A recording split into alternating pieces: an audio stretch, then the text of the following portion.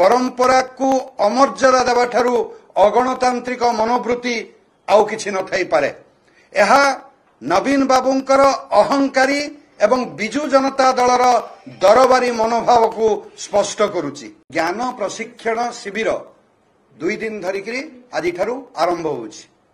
एथिरे नवागत विधायक माननकु विभिन्न आचरण विधि विधानसभार परिचालनागत जो व्यवस्था अच्छी से संक्रांत रे तालीम दिया जाए, तांको प्रशिक्षित करा जाए, जहा फल कि productive outcome from newly elected representatives of Odisha legislative assembly संभव होता है।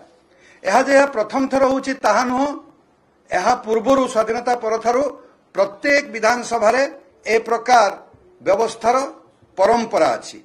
आपण माने जानती गणतंत्र रे परंपरार एक मर्यादा संपन्न स्थान रही है एवं सबु बेले विधानसभार ए जो ज्ञान प्रशिक्षण शिविर रे दलमत निर्विशेष समस्त दलर विधायक माने उपस्थित रहती, किंतु एथर से परंपरा भंग करिवा एक गणतांत्रिक महापाप करिवा पई जाउचंती विरोधी दलर नेता तथा बिजु जनता दलर मुखिया श्री नवीन पट्टनायक।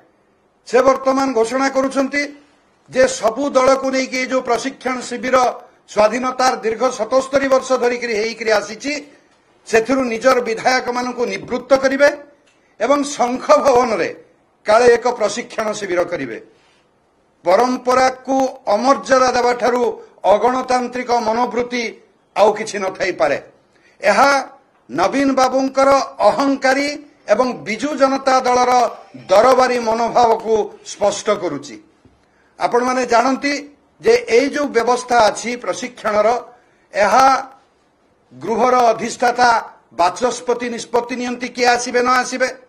एथिरे विरोधी दलर मध्य अनुभवी जो माने सरकारी दलर नुहंती तांकर मध्य अनुभवी विधायक माननको निमंत्रण करा जाए। जो माने विधायक नाहंती किंतु अनुभव अछि तांको मध्य निमंत्रण करा जाए। एथर मध्य आपण जानती जे नवीन बाबू को निमंत्रण करा जाइछि, विधायक नथिबा नरसिंह बाबू एवं प्रफुल्ल घड़ई को मध्य निमंत्रण करा जाइछि, अनुभव थिबा विधायक रणेंद्र प्रताप स्वाई को मध्य निमंत्रण करा जाइछि, किंतु ता सत्वे काली गाईर भिन्न गोठ भली सर्वदलीय प्रशिक्षण शिविररू निजकू विच्छिन्न करिकरी जो प्रकार कार्यक्रम बिजु जनता दल करुछि, यह गणतंत्र प्रति आदौ समीचीन नुहे।